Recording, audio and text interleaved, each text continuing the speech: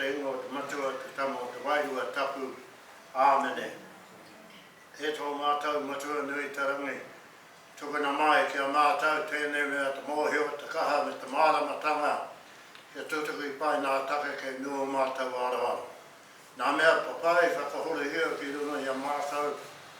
Kia waipukutia katoatia mātou nā mea ki kino whiwa te ki roto I te ahi waka maua ka tīnā hui e tāi. First of all, apologies on behalf of our chairperson, Fiona Wiremu. She's had a busy day. We've all been to Rotorua, and normally her day has about 10 hui, and she manages to get through about 11 of them. So apologies for her and our CEO, Trish Tooley. Don't know where he got lost. I'm coming back from Rotorua, but he must be at the 11th hui with Fiona. Wai anō, Te Puna o Mataatua welcomes everybody here. We have a way of looking at ourselves, and we call it a kaupapa Māori, a Māori way of looking at things. And so in terms of immunisation, Māori have this saying that you have the mana and control and power over what happens to your body. Nobody else has.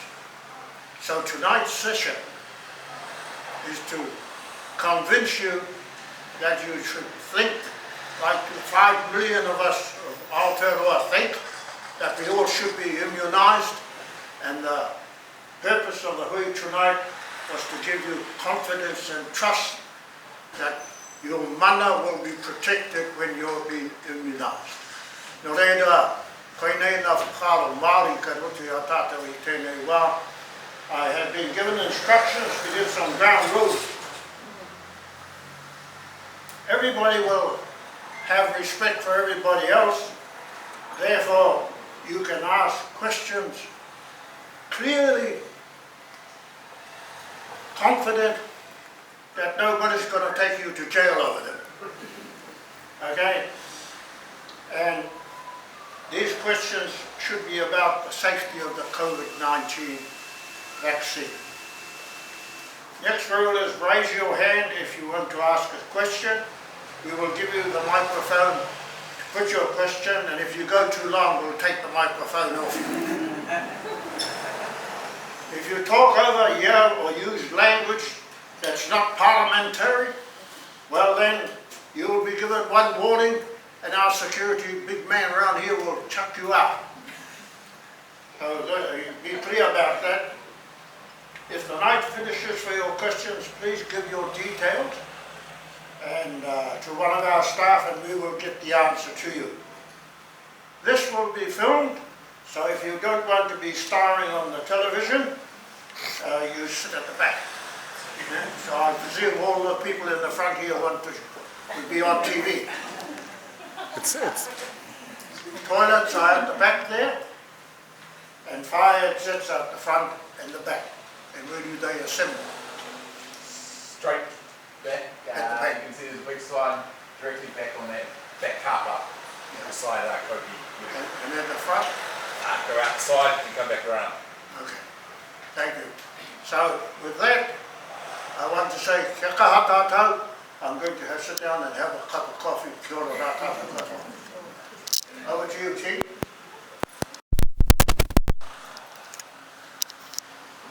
Kia ora koutou. Kia ora koutou. I'll use the mic. Ko maue a te maunga, ko tauranga ki te moana, ko Ngāti Rangi Nui te iwi, ko Ngāti Hangarau te hapu, ko Jethro Tokoingoa. So I'm a GP here at Mid Central. Some of you know me.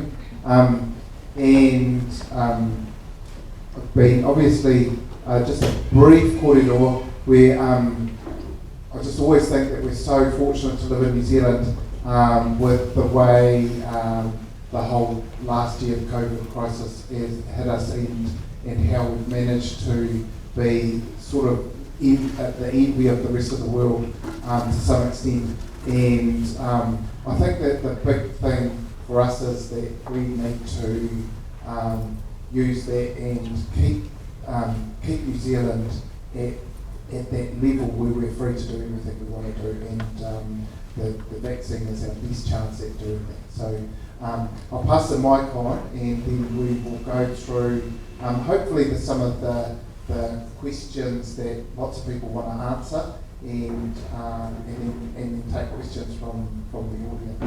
So I'll pass you over to Tēnā rā tātou katoa, ka te whānau e tai ati ana mai ki te rongo i ngā kōrero e wāna ki te rukara. Te tuatahi ako mani tēnei te rika, ko e mō tō kariki e tu wheratia tō mātou koe. I'm not sure why I'm here actually, I think I'm GPO's error. So I'm a nurse practitioner and I work with GPO at Potential 4 days a week at Riversea, which is another general practice in Etchikamana.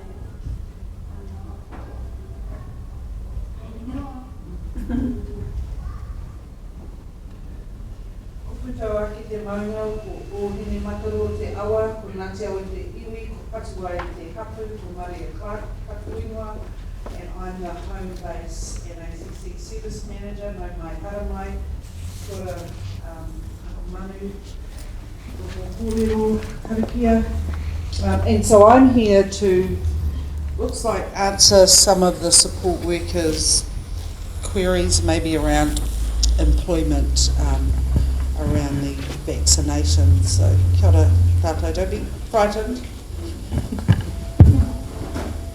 Kia ora hui hui mai rā tātou, hei runga i tēnei nā kaupapa o tēnei pō, tēnei te mihi atu kia koutou katoa kua tai mai ai runga i tēnei nā āhuatanga. O ti rātou toko i ngā mihi kia koe matua mānu, nā ui whakatūwhiratia i tēnei pō o tātou, tēnei kaupapa whakahirahira. Ko Julia Erena Coates tōku ingoa, he uri tēnei no Ngāti Awa me Ngāti Hine. My name's Julia. I'm the integration manager here at Te Puna o Mataatua. I guess a bit of a disclaimer from me, I'm not a medical professional or clinician, so I'll probably be passing on a lot of your questions this way. But yeah, I guess I can support Auntie Maria in answering some of the questions specifically around Te Puna o Mataatua. And also, if anyone has any pātai about COVID and being hapu, I'm 7 months pregnant. Yeah, and can just kind of offer general public opinion around COVID vaccine. Kia ora tātou.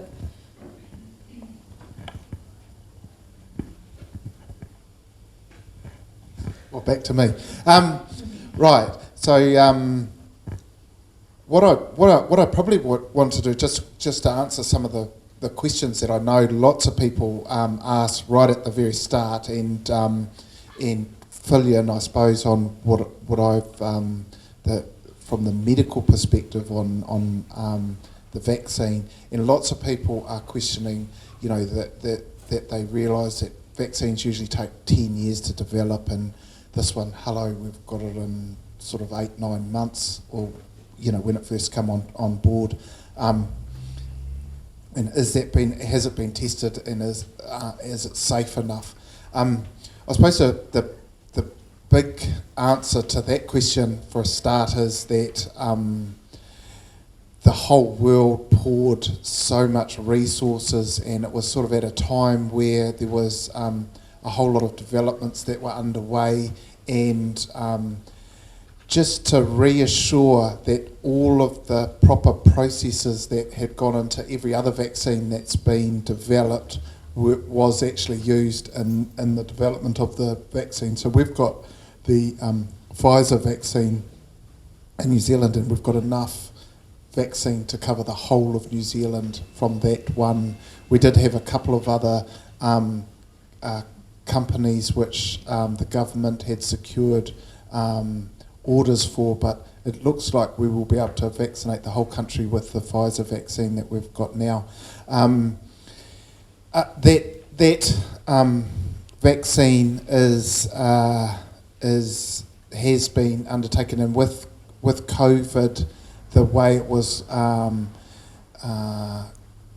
going around the world in sort of exponential numbers, there was the ability to test even more than most of the other vaccines that have been developed over the years. So the Pfizer vaccine, I think, had a phase 3 test of 40,000 or somewhere around that number, and most other vaccines, they're lucky if they get sort of 10,000.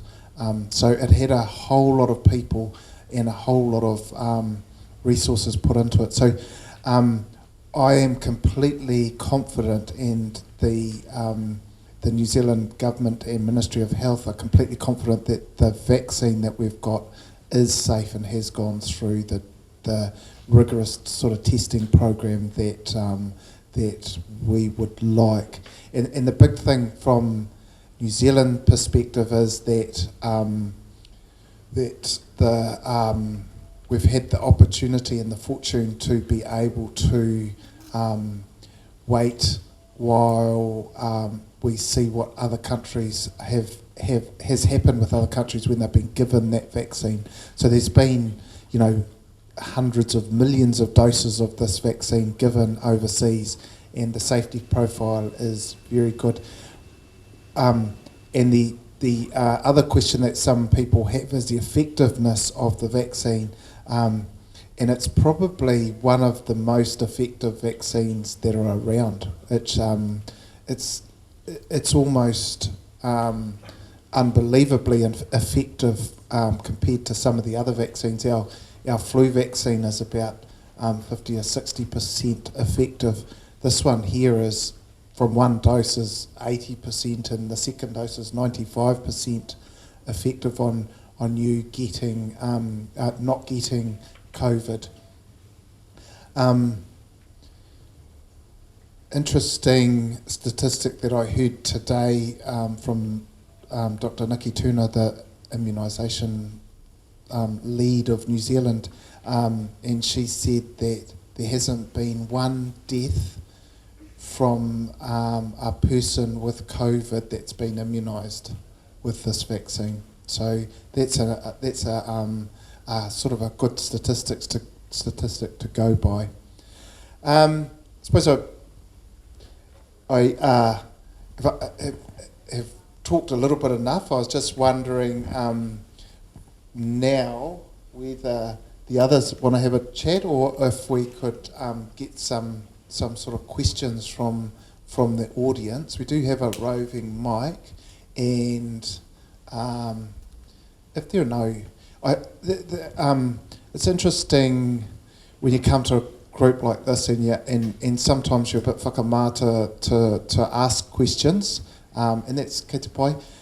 We do have some bits of paper with questions that you can write down on if you want, if you're a bit whakamā and asking them here in front of everybody. But it would be good to have some questions from the audience. Otherwise, you're just going to hear us blabbering on all night. So I'll just put it out there, eh? We've got a mic there. Oh, there's a question. I probably don't need a mic because I have a pretty low voice. Sorry, I didn't catch your name. Jethro. Wendy Kingsbury. I'm an occupational health nurse, private practice. So a bit of an interest in this. I work in the field. My question, if anybody knows, is for people who don't want or don't get the vaccine this time, is there going to be a second round? I'll just say straight out, yes, there will be. The government with vaccines, of course, sort of as Manu was implying before that, we all control what we want to do, and there's not going to be a compulsory vaccine, but like any vaccination process in New Zealand, there is the opportunity to catch up, like if for the kids, for example, don't get their vaccine at their 15 months, they can get it at 18 months or 2 years. There's not going to be a problem with that, I don't think.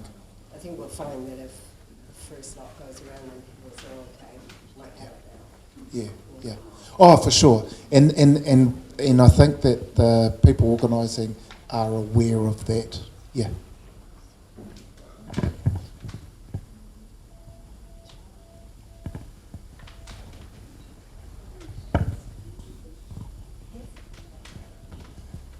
Hi.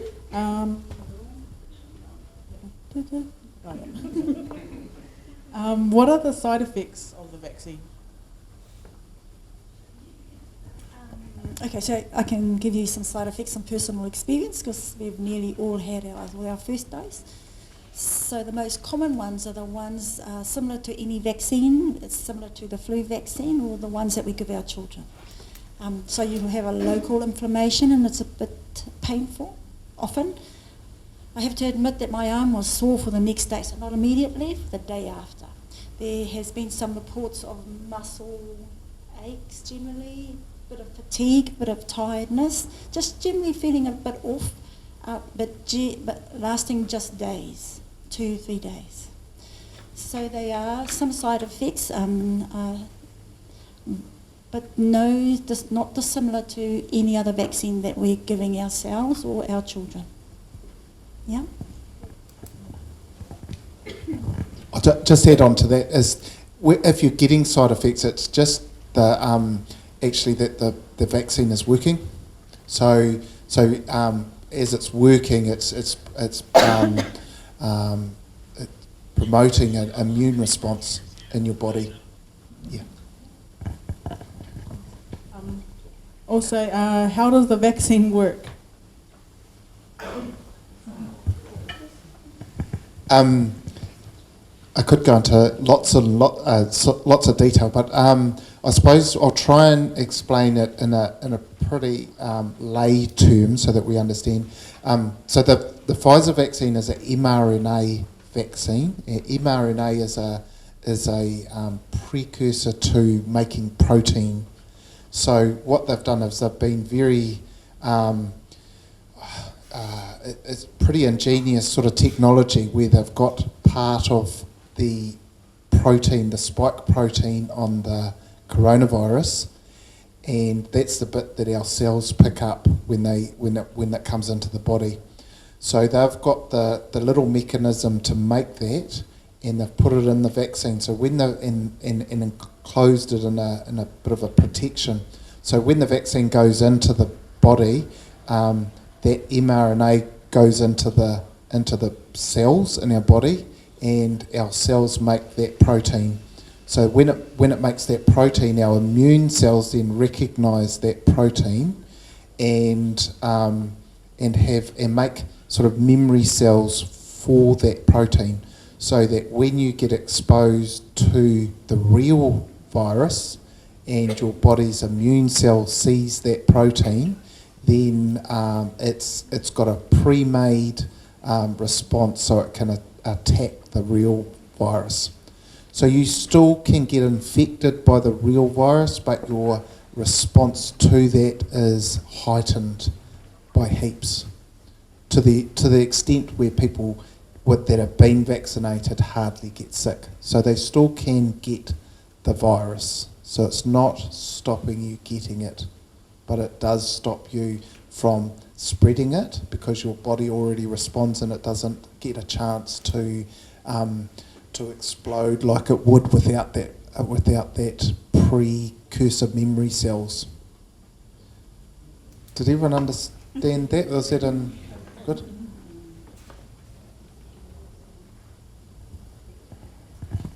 One of the questions that we always ask is, does it mutate or does it change our whakapapa? Does it change our DNA?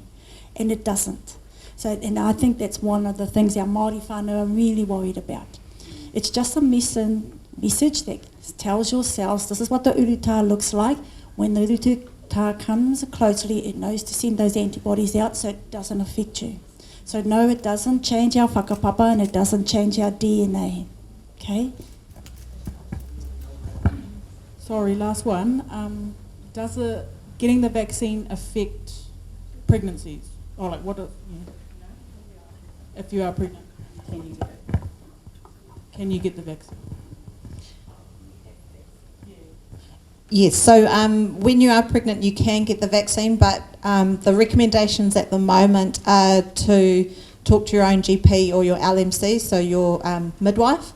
The evidence is constantly changing, and the research results are constantly developing. So initially when the kōrero around the vaccine came out, the initial advice was don't get it while you're pregnant because the trials weren't conducted with pregnant women. But as we, throughout the world there are more and more trials happening, the evidence is becoming stronger that that it is safe to get while you are pregnant. It's your own choice if you want to. For me, it's a matter of weighing up the pros and cons and what the risk is. So because we're in a generally low risk community, and I'm not keen for any of those side effects on top of being pregnant, I'm choosing not to while I'm pregnant. But if I was in a really kind of high risk community or country, the kind of, weighing up the risk of actually contracting COVID and having the full-on symptoms of full-blasted COVID while hapu and the potential risk to your baby, I would rather have a few vaccine symptoms than expose myself to that sort of risk. So again, anyone's allowed to get it, and the advice at the moment is that it's safe to, but it's up to you to kind of weigh up those risks yourself. Yeah. Do I need to be congratulating your mother, Shirley? No?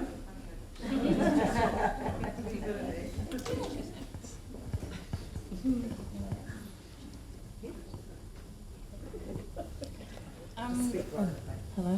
So, Sheridan and I, we are studying nursing at the Wānanga at the moment. So, we are doing a assessment on some sort of science. So we have chosen microbiology and COVID, and we're wanting to present it to our class and sort of teach our class members why they should also get the vaccine. So one thing that some people are a bit apprehensive about is if there is a little bit of the COVID in the vaccine, how is it not too much that we are actually getting COVID ourselves, if that makes sense? Yeah, good question. It does make sense. However, with the vaccine that we've got, there is no part of the coronavirus in that vaccine. So what they've done is they have made a synthetic mRNA. So that's nothing to do with the actual virus. So all they've done is replicated a tiny bit of mRNA that the virus is in the virus. So it's not part of the virus. It's not. Some vaccines are viruses that are attenuated or live vaccines, live viruses. This vaccine for COVID that we've got is not that. So you can fully say to your classmates that it's not, you're not at risk of getting any part of that virus when you get the vaccine. Yeah. It's probably one of the safest sort of types of vaccines that are around, to be honest.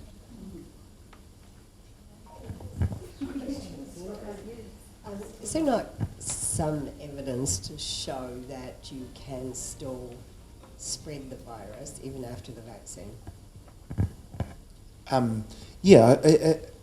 There is. I mean, they're still undertaking lots of studies, so it's a bit difficult to say. We do know that it significantly reduces the spread, but you still may be able to spread it. But it's just that the viral load won't be as high. So there is a potential there, but it's not like if you don't have the vaccine. No, my point was to continue to practice good hygiene. Yes, and that's exactly right, because one of the questions that we've got from some of the staff was about, like once you've had the vaccine, do you need to continue to wear PPE, or that sort of stuff. And to answer that is, you should be looking after your hygiene. You should be washing your hands. You should be doing everything that we are doing now. And if levels rise to level 2, 3, whatever, then we need to do what's advised as well.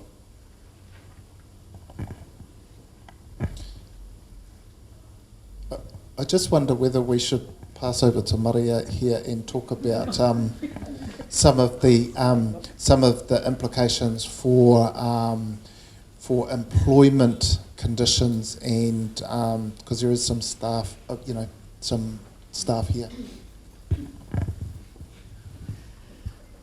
Kia ora tātou. So I guess one of the most asked questions around the vaccination is it compulsory? So it's not compulsory, but if you are a support worker, and if you are a support worker of Te Puna Ora o Mataatua, we strongly encourage you to have the vaccination. The job that you do in the community is so critical to supporting the most vulnerable people in the community, and I can't encourage you enough to either continue to have ongoing conversations with the clinical staff that we have on the table, and then make the choice to have the vaccination. If you decide that you don't want to have the vaccination, that's absolutely your choice, and it doesn't impact on your employment here with Te Puna Ora. What it may do in some instances, it may impact on you not being able to provide support to a client who requests only COVID vaccinated support workers, and that's way out of our control. There's nothing we can do about that. But the clients do have a right to ask us, and I'm not sure on what the employment laws are around that, but I think if we are applying a Māori lens to that, what that would look like is all of my Māori support workers lining up and having the vaccination to support our kaumātua and kuia, who are lining up to have it if they have not already had it. Another common question is, will we be paid to have the vaccination? Te Puna Ora's stance on that is, while we will not pay you to have the vaccination, the time that it takes for you to have that vaccination, we will pay an hour for. So the vaccination takes approximately 15 minutes, and then you're sitting there for a further recommended 20 minutes. So we will pay an hour of your time for you to have that vaccination. So the catch here, it's not really a catch, but if you want to be paid for that, then you need to be advising your service coordinator so we can code it into your timesheet. And while we're all aware that there are privacy issues around vaccination, your privacy, you are disclosing. I want to make that really clear. You will be disclosing that you have been vaccinated if you wish to be paid for that hour. Are there any questions around that? For those support workers that are here, the expectation is not that you're all going to rush out there and have your vaccinations. We want to allow you time to consider everything that we're talking about tonight, and for you to have ongoing conversations with either your service coordinator or your GP services.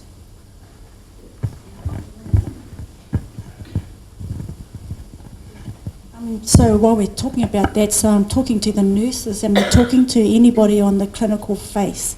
This is exactly the same conversation we have with nurses.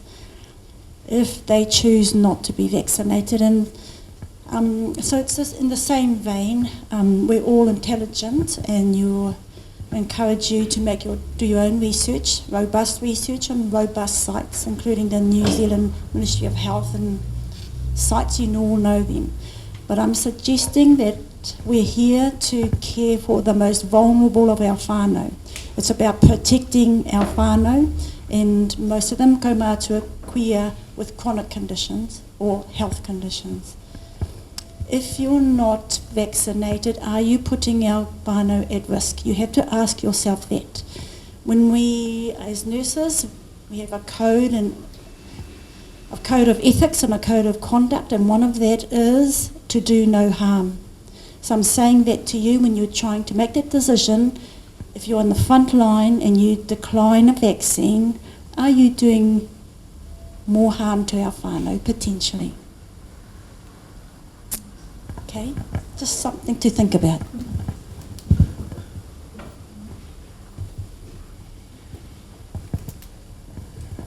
Any more questions from the audience? I've got a question. Kia ora. Just the question is, when does the vaccine start to take effect? Oh, good question. The vaccine, obviously, as I explained, sort of how it works, it does take a little while for it to sort of kick in.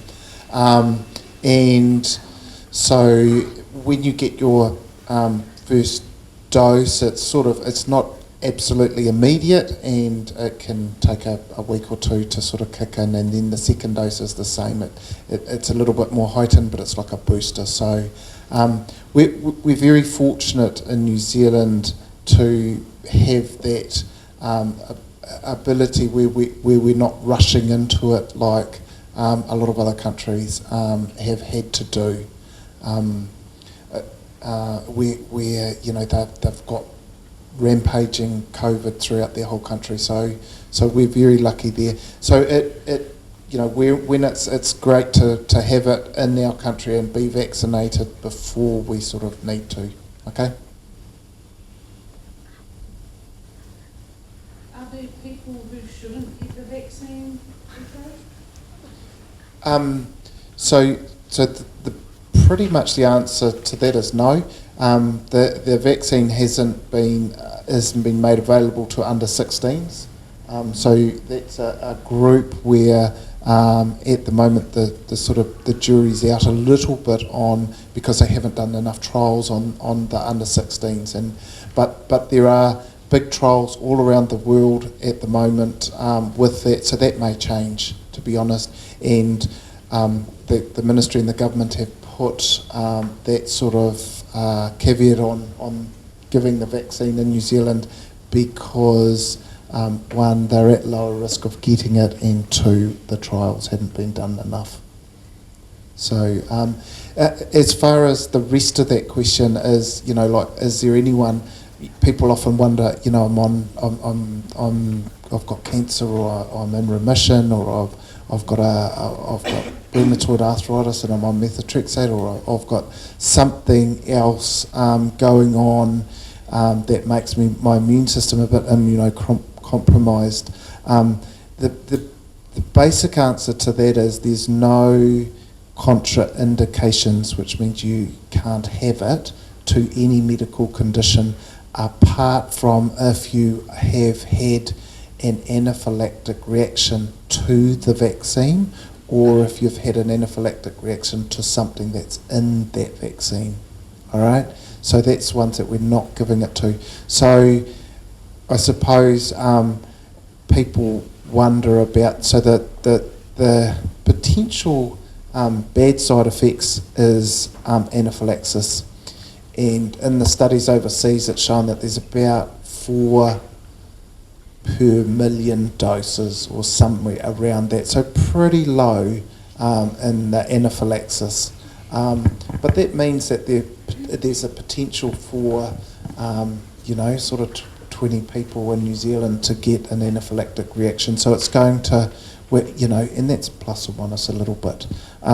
So anaphylaxis is the nasty side effect, but it's very low, and that's why we're given in clinics where there is appropriate treatment for that. And there's a little bit of a precaution with people that have had anaphylaxis to something else.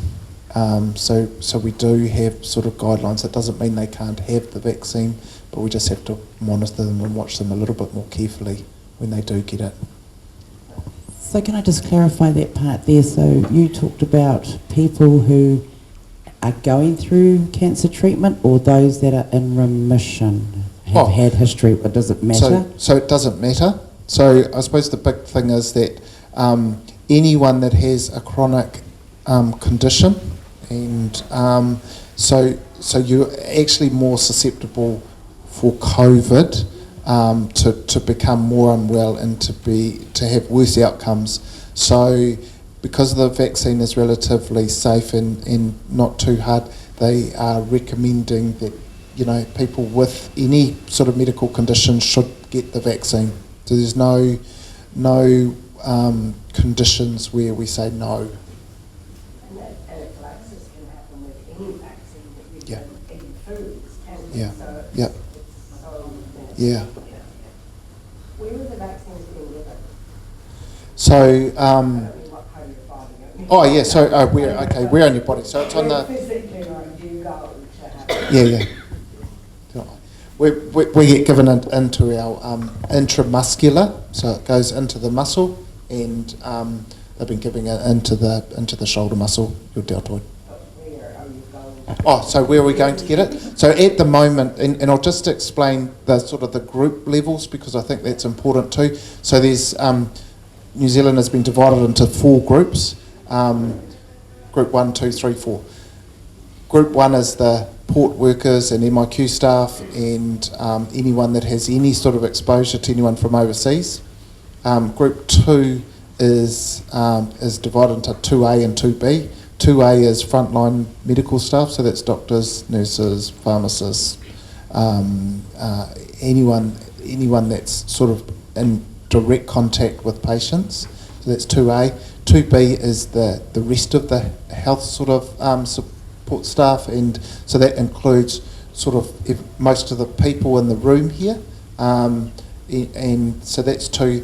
Group 3 is the over 65s and anyone with koro, and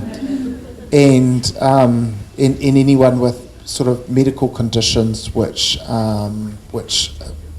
make them susceptible to COVID a little bit. So that's Group 3. Group 4 is the rest of everyone over 16.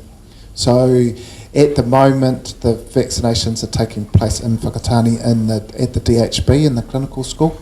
As it progresses through the groups, then it will devolve out into the community. So there is plans to have our vaccination clinic through here at TPOOM. There'll be another one in the community. Rachel may want to answer that one. Yeah, I can say a couple of words about that. So maybe introduce yourself, Rachel. Yeah, sure. Kia ora. Can you hear me all right? Yeah. I'm Rachel Schuler. I'm not going to stand up. I work at the DHB, and I'm part of the team planning the COVID vaccine rollout for Easter Bay of Plenty. So it's great to be here, and fantastic to hear the guys giving such good information. So yeah, as Jethro said, there's a few places that we're looking at having vaccine delivery. Every area around New Zealand will be doing it differently and trying to fit it to the community that they're servicing. But we will have a large community site down in Key Street. That is around about the 25th of May. We're anticipating the go live date for that site, and that will be our largest Eastern Bay of Plenty facility and will probably will vaccinate the majority of the population. However, we are also exploring sites in Kawerau and Portuguese to provide better access to those communities. And then there may be some additional options for mobile outreach services to more isolated or harder to reach communities, people who are housebound, people who can't make it into a facility. We are also looking into the option of general practice delivering the vaccine, which it is logistically quite difficult because of the particular nature of this vaccine, but we may have some of our general practices that want to give the vaccine. We haven't locked that in yet. Oh, thanks, Julie. Just mentioned to me as well, Te Kaha, thank you. So the community of Te Kaha, their team down there at the medical centre have also got a plan to start vaccinating around in the next couple of weeks, and they'll be doing their own community, which is fantastic. Yeah. Has there been any discussion around workplace, having that, like we do flu vaccinations in the workplace? Too difficult? Yeah, it is. I mean, it's a really good question, but the nature of the Pfizer vaccine, particularly in terms of how fragile it is, it's a really difficult vaccine to handle, and the method of preparing it and delivering it is way more complex than the flu vaccine and has a lot more steps. Has to be kept at certain temperatures, has to be mixed up certain ways, can't be moved around too much.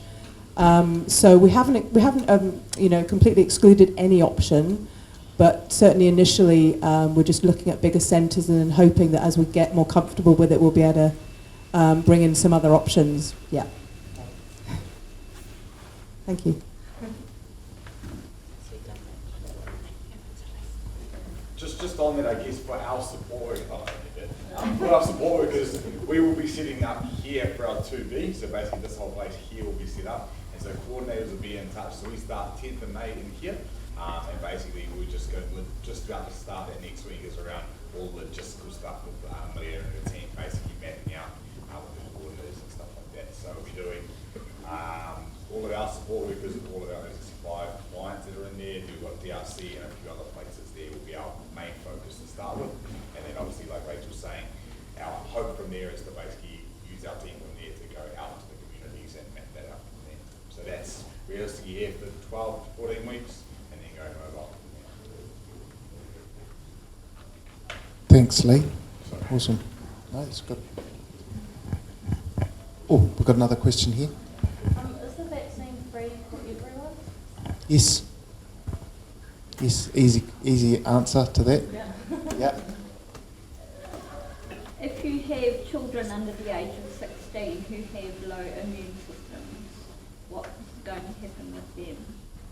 I suppose the most important thing for them is to get their family or their whānau vaccinated so that it reduces the risk. And it may come out in the woodwork once sort of trials have come through that, you know, it is safe. But I won't say that yet, but it could be that over time there will be a process where under 16s may get vaccinated, especially vulnerable ones. But the biggest thing is to get their whānau and people around, and that's why we want everybody, as many people as possible vaccinated to reduce that risk, yeah. Just to follow on from Jethro, I suppose we call it that herd immunity. So to best protect our whānau or those ones that can't be vaccinated, you vaccinate the immediate whānau and those around them so that the iritau, the COVID, is not spread from one to the other. So you know that it's transmissible. If you cut that transmission off by you being vaccinated and you can't pass it on, then it stops there. So the more people that we can vaccinate, the better.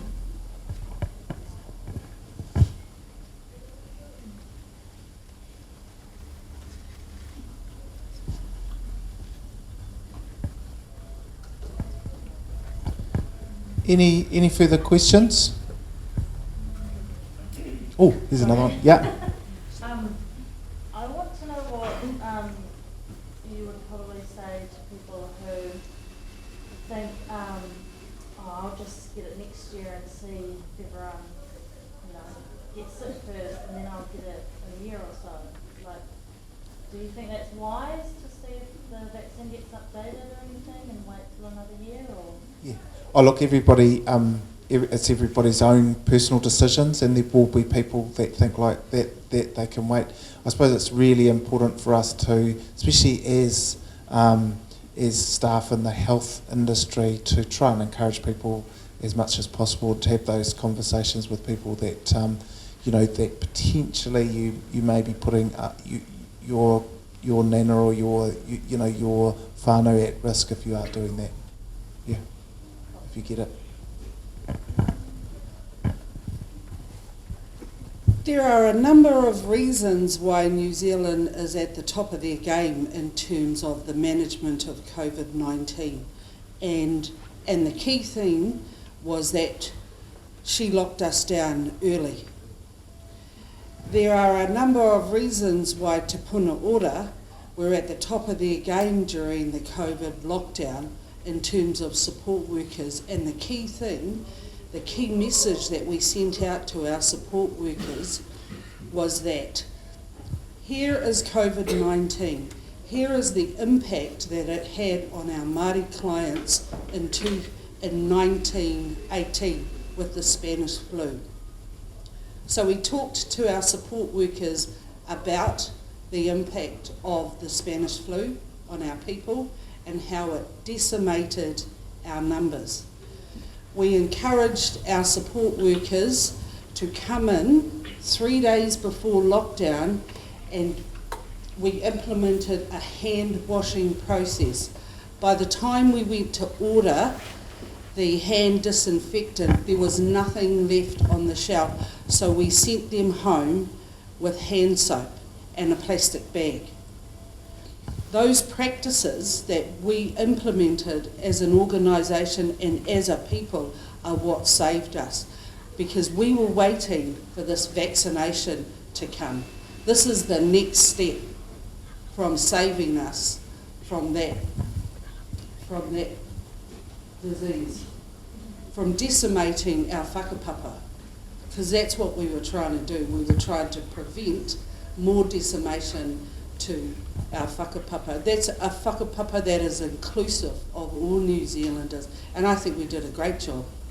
And the last step to that is vaccination, which is why we're all sitting here encouraging everyone that's sitting in the room to get vaccinated.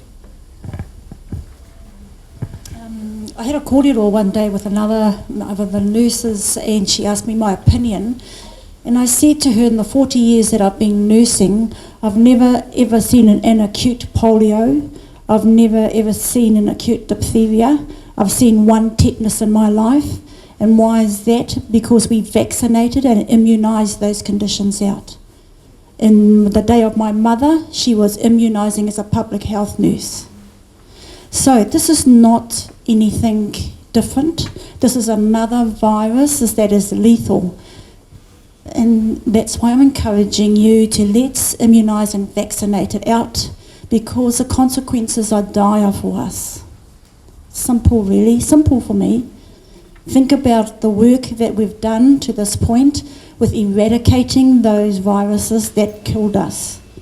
This is no different. Chair, that's why these two are up here.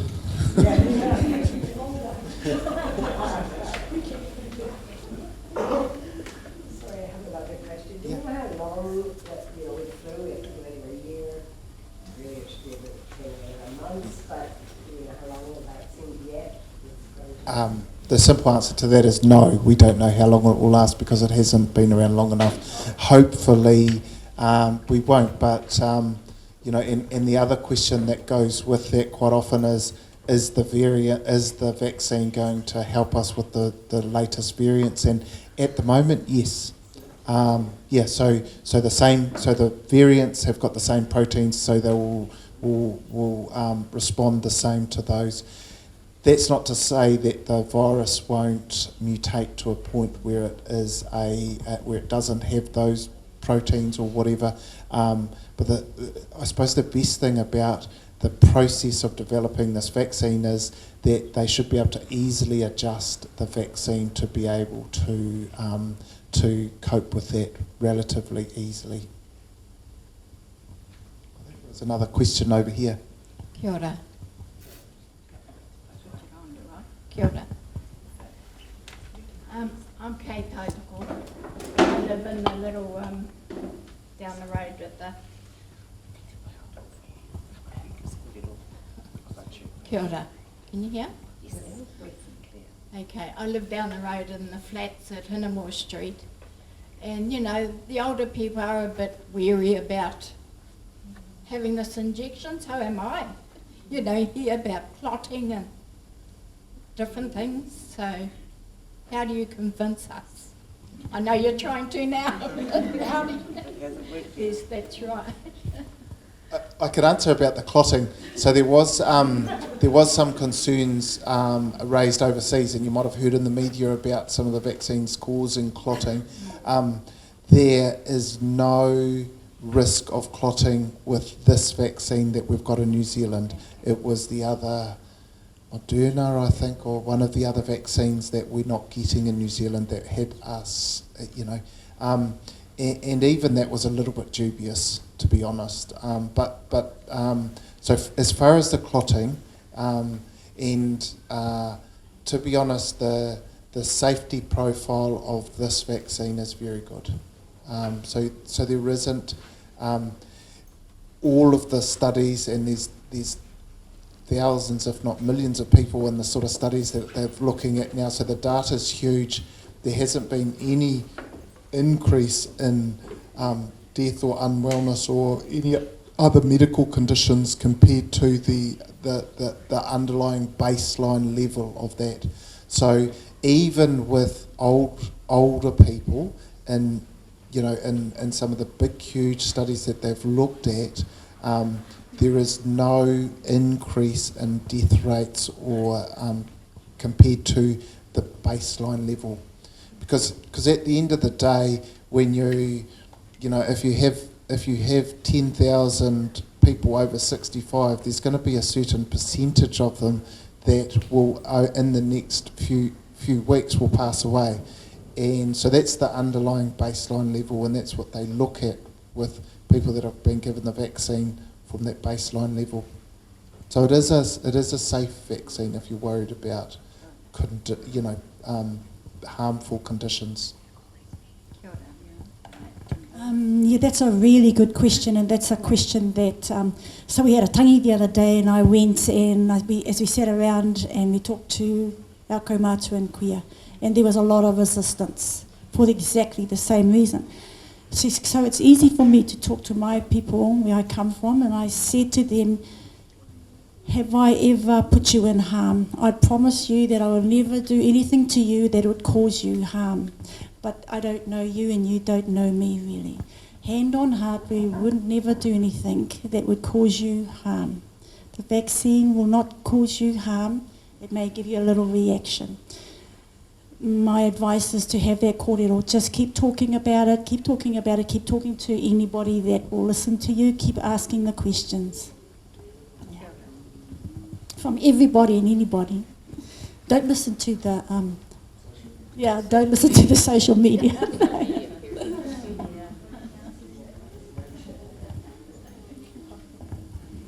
I guess I'm just going from this lady's point of view, and I work a lot with seniors. I work with the Stroke Foundation, so I see a lot of stroke rehab, and that's where they have their questions from. Is the doubt, and I put it back into the same way as having a flu vaccination. So many were doubtful about a flu vaccination when that first came out and was introduced, and we're probably looking at about 20 years now with flu vaccinations, probably longer. But all those questions arose at that time with them. Will it give me the flu? Will I get it worse? Will it, and so on. So I think this is just because it is worldwide, and it has affected the world, and people are seeing the worst of what's happening, they have all these doubts about it, and you know, good on them for asking questions and having that doubt. It needs to be answered, and it is about touching base with our seniors and rectifying and just saying, you know, we have you on our side. As you say, we do no harm.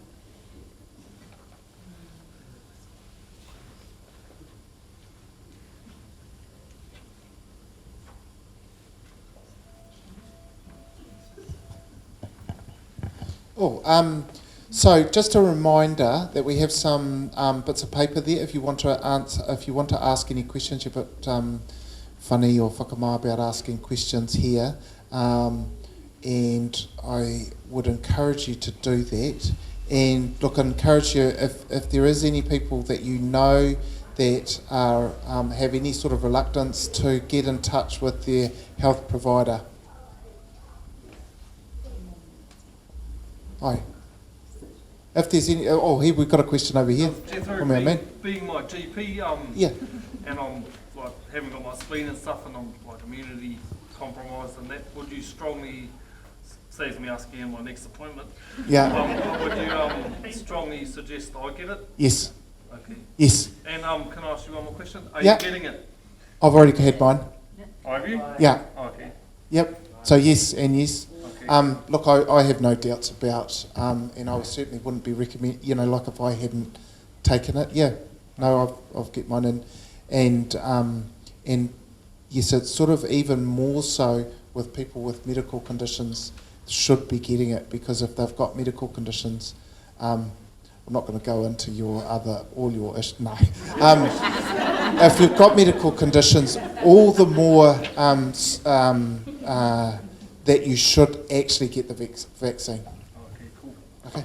Sorry, another question. Yep. One of the questions that I get asked as well is people are going to have a COVID vaccine but also a flu vaccine.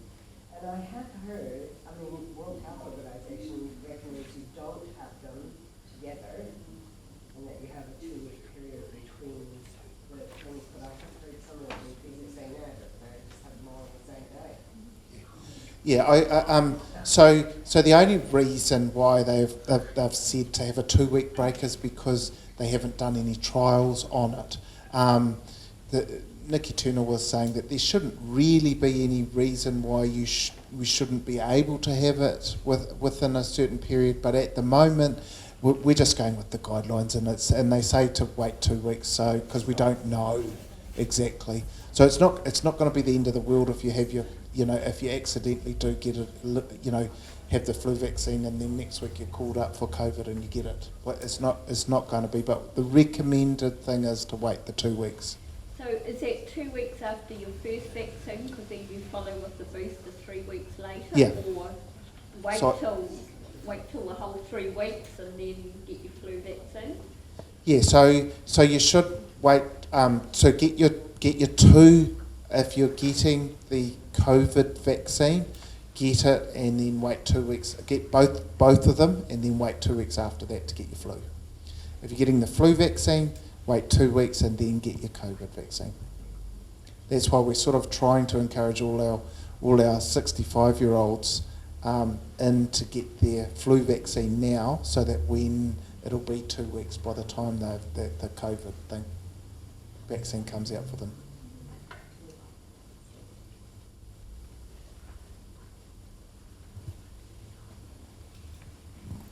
Any last questions? Because if not, I think we'll pass over to Manu to... Are you wrapping it up now? Is there no more? Yeah? Yeah. So if you could just reiterate to those that have arrived, if they do have any questions, or they can confidentially or otherwise follow up any of tonight, because there might be some that do have questions but they don't have a space to give it.